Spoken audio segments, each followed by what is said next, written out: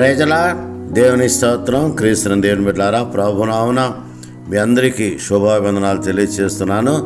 ప్రభుతో ప్రతినిత్యం, ప్రభుతో అనుదినం ఆశీర్వాదాలు పొందుట దేవుడు మనకిచ్చిన గొప్ప ధన్యత. అంత మాత్రం కాదు, అరుణోదయ ఆశీర్వాదాలు పొందుట దేవుడు మనకిచ్చిన భాగ్యం. దేవుని బిడ్డలారా గమనించండి, ఈ అరుణోదయమున ఆశీర్వాదాలు పొందుటకు దేవుడు మనలను ఏర్పాటు చేసుకున్నాడు, ఎన్నిక చేసుకున్న విషయాన్ని మనం జ్ఞాపకం చేసుకుందాం. దేవుని వాక్యాన్ని ధ్యానం చేసుకుందాం. యోహాను సువార్త 15వ అధ్యాయము 16వ వచనం. యోహాను సువార్త 15వ అధ్యాయము 16వ వచనాన్ని ధ్యానం చేసుకుందాం. మీరు నన్ను ఏర్పరచుకొనలేదు, నేను మిమ్మును ఏర్పరచుకొని నియమించితిని. ఎంత గొప్ప వాగ్దానము! మీరు నన్ను ఏర్పరచుకొనలేదు, నేను మిమ్మును ఏర్పరచుకొని నియమించితిని. దేవుని బిడ్డ గమనించండి, ఇది దేవుని యొక్క ప్రణాళిక. దేవుని ప్రణాళిక చాలా గొప్పది. నీ పక్షమున, నా పక్షమున, మానవులందరి పక్షమున దేవునికి ఒక ప్రణాళిక ఉంది. ఏంటి ఆ ప్రణాళిక? అయితే ఆయన కార్యాలు జరిగిన నిమిత్తం దేవుడు మనలను ఏర్పరచుకుంటాడు. మనం ఆయన ఏర్పరచుకోలేదు, కానీ దేవుడే మనలను ఏర్పరచుకున్నట్లుగా ఏర్పరచుకొని నియమించితిని అంటున్నాడు. నిజమే దేవుని బిడ్డలారా, ప్రతి పనికి దేవుడు నిన్ను నియమించాడు. దాన్ని గుర్తించి మనము ముందుకు సాగితే దేవుడు మనలను కాపాడే దేవుడని చూస్తున్నాం. అందుకనే గమనించండి, దేవునికి ఒక ప్రణాళిక ఉంది.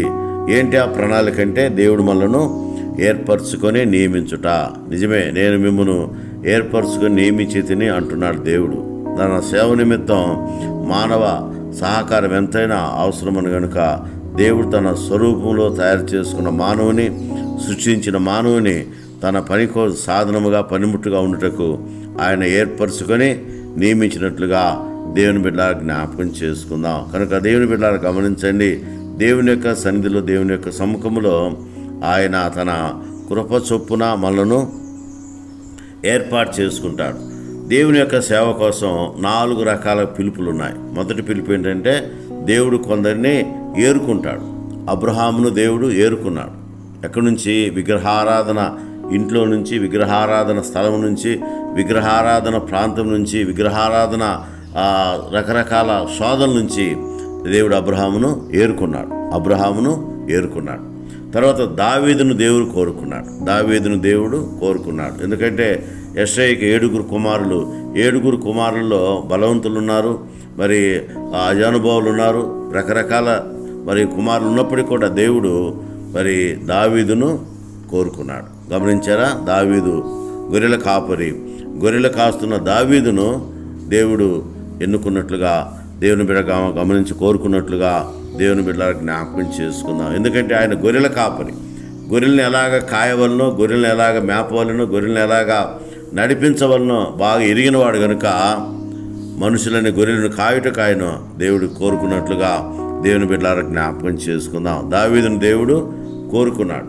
తర్వాత యాకోబును దేవుడు ఏర్పాటు చేసుకున్నాడు. దేవుని బిడ్డ గమనించండి, యాకోబు అనగా మోసగాడు.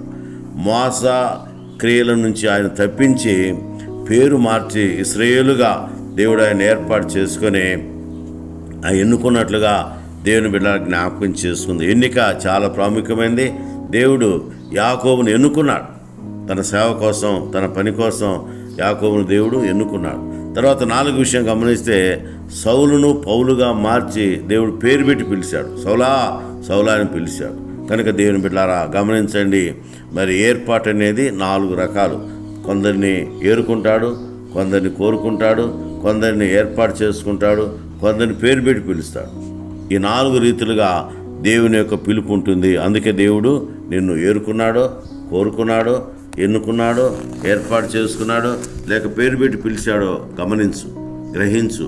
ఎందుకంటే ప్రతి వారిని దేవుడు ఎన్నుకుంటాడు, ఏర్పాటు చేసుకుంటాడు, పేరు పెట్టి పిలుస్తాడు. కనుక నువ్వు ఏ వరుసలో ఉన్నావో ఒక్కసారి నువ్వు జ్ఞాపకం చేసుకోమని నీకు నేను చేస్తున్నాను.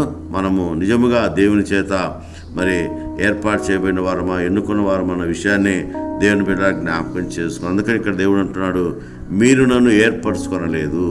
మనం ఎంతటి వారం అండి? మనం ఎంతటి వారము?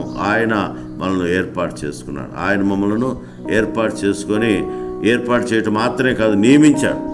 ఆయన మనలను నియమించినట్టుగా దేవుని బిడ్డలారా జ్ఞాపకం చేసుకుందాం. దేవుడు నిన్ను నన్ను ఆయన నియమించుకున్నాడు. ఈరోజు దేవుని సేవలో మనం ఉంటున్నామంటే ఆయన నియమించుకున్న వారమని దేవుని బిడ్డలారా జ్ఞాపకం చేసుకుందాం. ఎందుకంటే ఆయన ఏర్పాటు చేయబడిన వంశంలో రాజులైన యాజక సమూహముగా మనం ఉన్నాం, పరిశుద్ధ జనముగా మనం ఉన్నాం, పరిశుద్ధ సొత్తుగా మనం ఉన్నాం. సొత్తు అయిన ప్రజలుగా దేవుడు ఏర్పాటు చేసుకున్నట్లుగా దేవుని బిడ్డలారా జ్ఞాపకం చేసుకొని ఆయన సన్నిధిలో నీవు నేను ఏర్పరచుకున్న వారము, ఏర్పాటు చేయబడిన వారము, నియమించబడిన వారం కనుక ఆయన సేవలు ముందుకు సాగునట్లు ఆయన్ను ప్రార్థించి స్తుతించి ఘనపరిచి ఆయన ఘనమైన నామానికి మనం కృతజ్ఞత చెల్లించినట్లు తండ్రి కుమార పరిశుద్ధాత్మ త్రియేక దేవుని నిత్య సహవాసం మనకు తోడైండుగాక.